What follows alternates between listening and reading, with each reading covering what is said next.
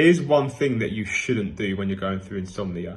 Now, what you don't want to do is when you're laying in bed at night and you can't sleep, what you don't want to be doing is leaving the room, right? You need to really try and practice staying in that sensation, staying in the bed whilst you're wide awake, whilst you feel really hyper aroused. Because any way in which you try and avoid that, aka going to make a drink, going to sit downstairs, any way in which you're trying to avoid that in order to make yourself try and go to sleep going forward, that's an avoidance behavior, right? You need to really stay in that sensation. You need to stay with that hyper arousal.